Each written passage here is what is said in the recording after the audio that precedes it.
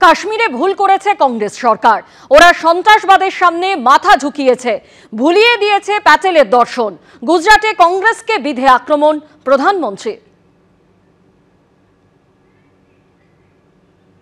প্রধানমন্ত্রী নরেন্দ্র মোদী কংগ্রেসকে বিধে আক্রমণ করেছেন। তিনি বলেছেন, কাশ্মীরে ভুল করেছে কংগ্রেস সরকার, ওরা সন্ত্রাসবাদের সামনে মাথা ঝুঁকিয়েছে, ভুলিয়ে দিয়েছে প্যাটেলের দর্শন।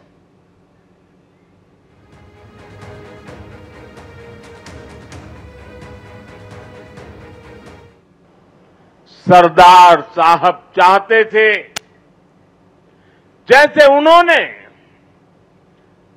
बाकी रियासतों का विलय किया, वैसे ही पूरे कश्मीर का विलय हो।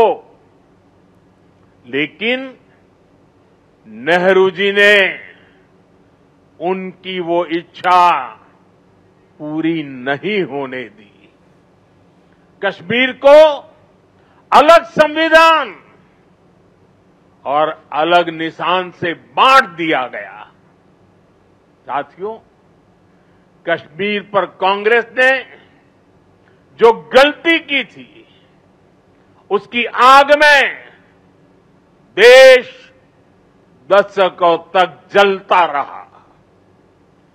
कांग्रेस की लचर नीतियों के कारण कश्मीर का एक हिस्सा पाक के अवैध कब्जे में चला गया। এই মুহূর্তে কংগ্রেসের তরফে আমরা যোগাযোগ করেছি। অধীর রঞ্জন চৌধুরী আমাদের সঙ্গে টেলিফোনে রয়েছেন। অধীর বাবু, আপনি শুনলেন যে প্রধানমন্ত্রী নরেন্দ্র মোদী বলছেন যে কংগ্রেস সন্ত্রাসবাদের সামনে মাথা ঝুঁকিয়েছে, ভুলিয়ে দিয়েছে সর্দার প্যাটেলের দর্শন। ভালো কথা। আমি একটু প্রধানমন্ত্রীকে স্মরণ করে দিতে চাই যে আজকের দিনটা কিন্তু ইন্দিরা গান্ধীরও মৃত্যুদিন। এই দেশের অখণ্ডতাকে রক্ষা করার জন্য যার দেহে একটা নয় 32টা গুলি প্রবেশ করেছিল, অন্তত তার প্রতি একটু শ্রদ্ধা জানিয়ে দুই চারটে কথা বলা উচিত ছিল। কারণ এই ইন্দিরা গান্ধীকেই একদিন অটল বিহারী বাজপেয়ী বলেছিলেন আয়রন লেডি, মা দুর্গা বলেছিলেন যাকে পার্লামেন্টের মধ্যে।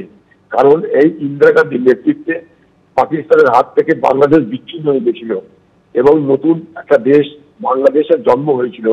সেদিন আমেরিকার নিক্সন ভারত মহাসাগরে তার সপ্তম নৌবহরকে খাড়া করে রেখে ভারতবর্ষকে ধমকাতে চেয়েছিল, যুদ্ধ থামিয়ে দাও, জানো তোমাদের বিপদ। ইন্দিরা গান্ধী মাথা নিচে করেনি।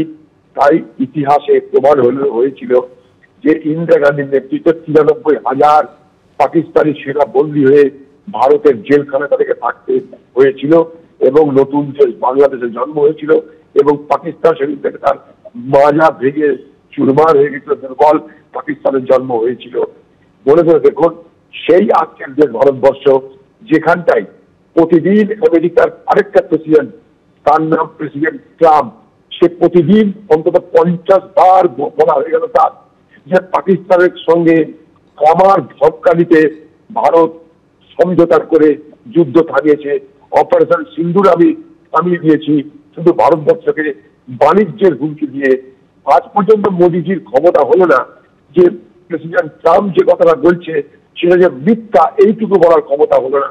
প্রেসিডেন্ট ট্রাম্প বলছে 8 থেকে 9টা ভারতবর্ষের বিমান বাহিনী যা বিমানকে ধ্বংস করে দিয়েছিল পাকিস্তান, সেটারও বিরোধিতা করার ক্ষমতা হলো না ভারতবর্ষের প্রধানমন্ত্রী নরেন্দ্র মোদীর। তাহলে দুটো ক্যারেক্টার, একটা ইন্দিরা গান্ধী সেদিন আমেরিকার রক্তচক্ষু কাছে মাথা নিচু না করে পাকিস্তানের মাজা ভেঙে 93,000 পাকিস্তানি সেনাকে বন্দী করে নতুন বাংলাদেশের জন্ম দিয়েছিল। আরেকদিকে আরেকটা প্রধানমন্ত্রী নরেন্দ্র মোদী যে অপারেশন সিঁদুরের নামে ঢোলতে বাজিল।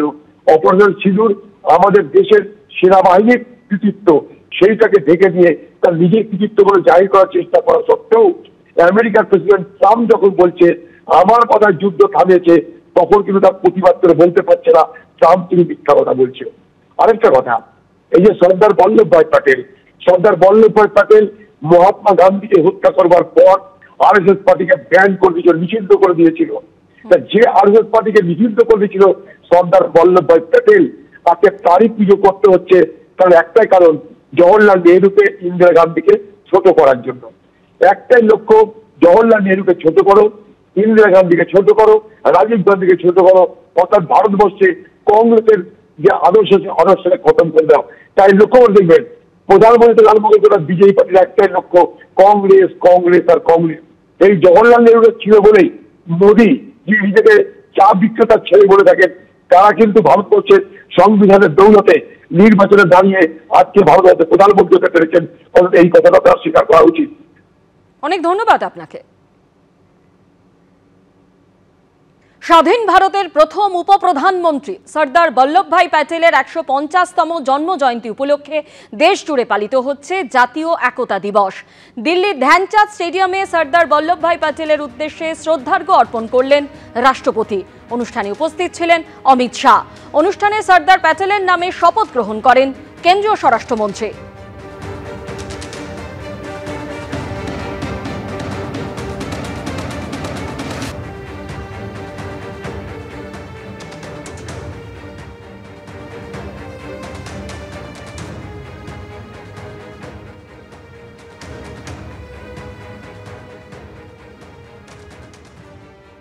নজর রাখবো পরের খবরে। এসআইআর নিয়ে জনস্বার্থ মামলা কলকাতা হাইকোর্টে। মামলা দায়েরের অনুমতি চাইলেন আইনজীবী সব্যসাচী চট্টোপাধ্যায়।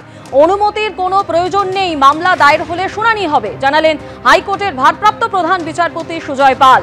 এসআইআর এর সময়সীমা বাড়ানোর আবেদন মামলায় আদালতের নজরদারিতে হোক এসআইআর দাবি মামলায়। কেন এসআইআর প্রয়োজন স্পষ্ট করুক কেন্দ্র, আবেদন মামলায়। 2002 সালের সম্পূর্ণ ভোটার তালিকা প্রকাশ করার আবেদন মামলায়। আগামী সপ্তাহে এই মামলার শুনানি সম্ভাবনা।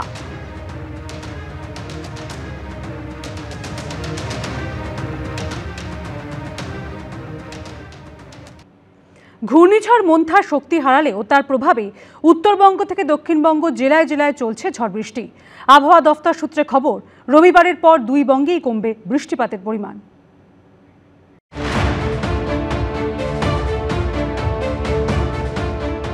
মন্থার দাপটে বেসামাল দক্ষিণ ভারত। ঘূর্ণিঝড়ের জেরে অন্ধ্রপ্রদেশে মৃত্যু হয়েছে 3 জনের। অন্ধ্রপ্রদেশের মুখ্যমন্ত্রী জানিয়েছেন, ঘূর্ণিঝড়ের ফলে অমরাবতীতে ক্ষতিগ্রস্ত হয়েছে প্রায় 87,000 হেক্টর জমির ফসল।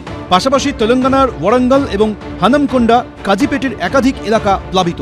প্রশাসনের তরফ থেকে ড্রোনের মাধ্যমে ত্রাণ সামগ্রী পৌঁছে দেওয়া হচ্ছে দুর্গত এলাকায়। নৌকায় করে মানুষকে নিরাপদে সরিয়ে নেওয়া হচ্ছে। ঘূর্ণিঝড় মন্থা শক্তি হারালেও তার প্রভাবে বাংলায় উত্তরবঙ্গ থেকে দক্ষিণবঙ্গ জেলায় জেলায় চলছে ঝড় বৃষ্টি। আবহাওয়া দপ্তরের পূর্বাভাস অনুযায়ী শুক্রবার কলকাতা সহ দক্ষিণবঙ্গের সব জেলাতেই হালকা থেকে মাঝারি বৃষ্টিপাত হতে পারে, তবে বীরভূম মুর্শিদাবাদে ভারী বৃষ্টিপাত হওয়ার সম্ভাবনা রয়েছে। পাশাপাশি শনিবার বজ্রবিদ্যুৎ সহ হালকা থেকে মাঝারি বৃষ্টিপাত হতে পারে 2 চব্বিশ পরগনা, পূর্ব মেদিনীপুর এবং নদিয়ায়। দক্ষিণবঙ্গে আজকে এবং কালকে প্রায় সমস্ত জেলাতেই প্রায় সর্বত্রই হালকা থেকে মাঝারি বৃষ্টিপাত হওয়ার সম্ভাবনা রয়েছে। আর ভারী বৃষ্টিপাত সম্ভাবনা রয়েছে, তবে তুলনামূলকভাবে কম। এখানে পুরুলিয়াতে আজকে ভারী বৃষ্টিপাত 1-2 জায়গায় হতে পারে। আগামীকাল ভারী বৃষ্টিপাতের সম্ভাবনা বীরভূম মুর্শিদাবাদ জেলায় কিছুটা রয়েছে। আবহাওয়া দপ্তরের পূর্বাভাস অনুযায়ী শুক্রবার উত্তরবঙ্গের সব জেলায় বজ্রবিদ্যুৎ সহ হালকা থেকে মাঝারি বৃষ্টিপাত হওয়ার সম্ভাবনা রয়েছে, তবে দার্জিলিং, কালিম্পং, জলপাইগুড়ি এবং আলিপুরদুয়ারে রয়েছে লাল সতর্কতা। অন্যদিকে কোচবিহার এবং উত্তর দিনাজপুরে কমলা সতর্কতা জারি করা হয়েছে। আবহাওয়া দপ্তর বলছে, দক্ষিণ দিনাজপুর এবং মালদায় ভারী বৃষ্টিপাতের সম্ভাবনা আছে। এর সঙ্গে উত্তরবঙ্গের বিভিন্ন জেলায় 30 থেকে 40 কিলোমিটার বেগে ঝোড়ো হাওয়া বইতে পারে। অন্যদিকে শনিবার উত্তরবঙ্গের সমস্ত জেলাতেই হালকা বৃষ্টিপাতের সম্ভাবনা রয়েছে, তবে ভারী বৃষ্টিপাত হতে পারে আলিপুরদুয়ার এবং কোচবিহারে। আবহাওয়া দপ্তরের আশঙ্কা, এর ফলে দার্জিলিং এবং কালিম্পংয়ে ধস নামতে পারে। রবিবারের পর দুই বঙ্গেই কমবে বৃষ্টিপাতের পরিমাণ। ময়ূর ঠাকুর চক্রবর্তী, ঐশী মুখোপাধ্যায়ের রিপোর্ট, এবিপি আনন্দ।